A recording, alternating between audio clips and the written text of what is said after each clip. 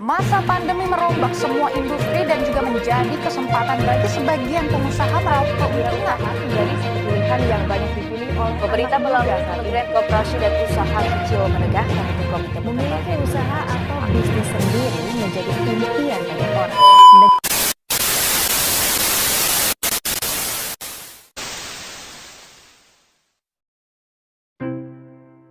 Kembali kita akan mengulas sedikit tentang ekonomi peduli. Ekonomi peduli atau the caring economy memiliki beragam bentuk dan turunan yang bila diterapkan dalam berbagai aspek ekonomi akan sangat banyak sekali. Karena pada dasarnya, ekonomi peduli dapat berdampingan dengan konsep ekonomi apapun, baik secara nilai maupun penerapannya. Karena ekonomi peduli memiliki unsur keseimbangan, itu membuatnya sangat fleksibel untuk mengadopsi setiap unsur ekonomi yang ada dan telah berjalan hingga saat ini. Kita ambil contoh paling simpel saja, bila ekonomi peduli bersanding dengan konsep syirkah dari ekonomi Islam. Kita kupas sedikit tentang syirkah. Apa itu syirkah dan bagaimana sih bentuk dari syirkah ini? Syirkah adalah bentuk kerjasama antara dua orang atau lebih dalam hal pemodalan, keterampilan, atau kepercayaan dalam usaha tertentu dengan pembagian hasil ataupun keuntungan yang disepakati di awal perjanjian. Jadi, sederhananya, syirkah adalah kerjasama antara dua orang atau lebih dalam pembangunan usaha yang terdiri dari pemodal dan pengelola usaha. Untuk kerjasama usaha yang terdiri dari dua orang, kita tidak perlu bahas di sini karena terlalu simpel. Kita ambil contoh 3 orang pengelola bekerja sama dengan 5 orang pemodal untuk membangun usaha A. Saya akan bahas bila saja ekonomi peduli masuk di dalamnya. Misalkan saja modal untuk usaha A adalah 50 juta dengan kategori usaha yang sudah ditetapkan oleh semua pihak yang bersangkutan. Berarti kelima orang pemodal tadi mengeluarkan modal sebesar 10 juta per orang dan untuk pengelolanya hanya mengelola dan mengeluarkan kemampuannya.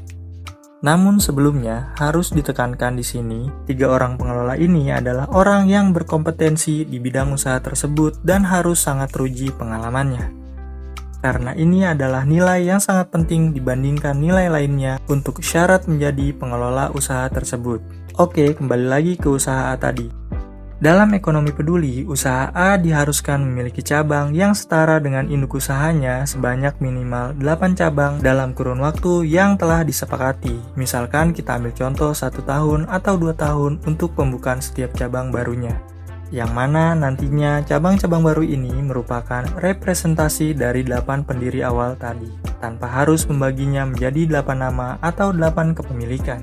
Dengan demikian, 8 orang pendiri tadi nantinya memiliki hak dan kewajiban yang seimbang terhadap usaha A tersebut berikut dengan cabang-cabangnya. Manajemen cabang-cabang baru ini juga harus tetap berada dalam naungan usaha A. Untuk saat ini, kita membahas secara idealnya dulu ya. Karena secara penerapan banyak sekali hal yang tidak seideal itu. Sebab banyak faktor yang akan mempengaruhi jalannya suatu usaha. Oke, kita lanjut lagi. Bila untuk keseimbangan ekonomi orang-orang yang memiliki keterikatan dalam bisnis tersebut, yaitu usaha tadi telah tercapai, lalu bagaimana dengan yang berhubungan secara vertikal dengan usaha A, baik pegawai maupun manajemen dari usaha A tadi?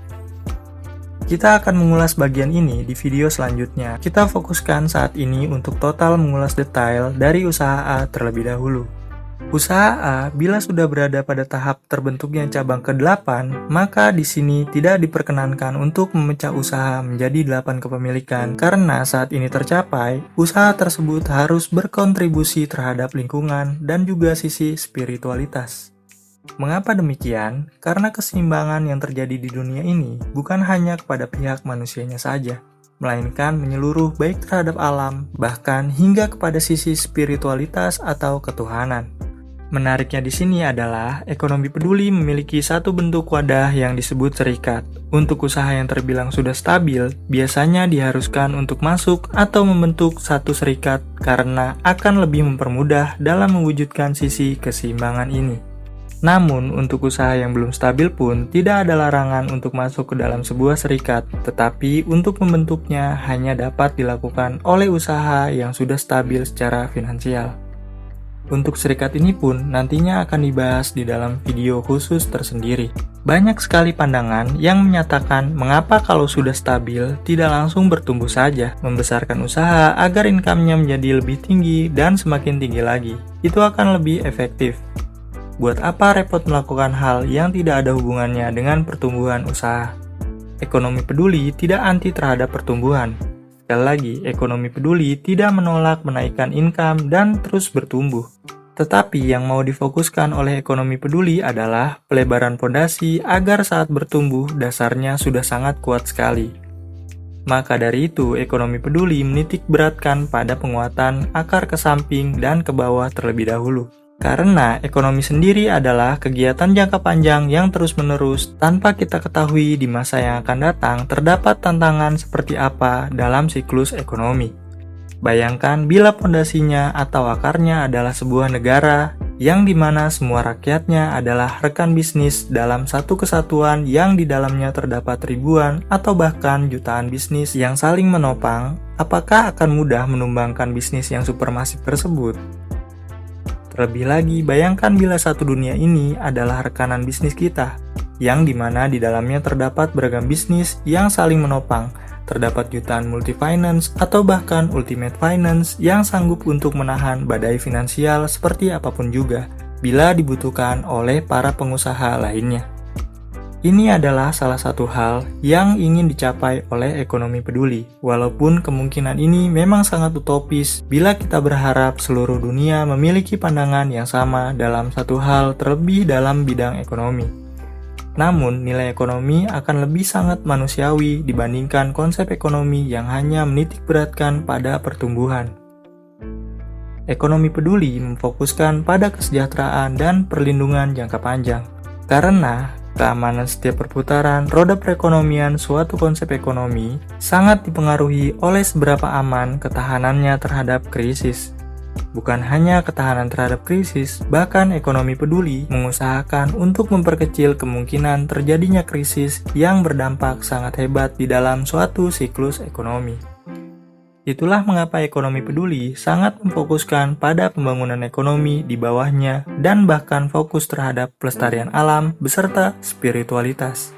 Sebab ancaman ekonomi bukan hanya krisis ekonomi semata, tetapi di saat kritis, kondisi krisis sosial dan iklim pun dapat berpengaruh sangat signifikan terhadap keberlangsungan ekonomi.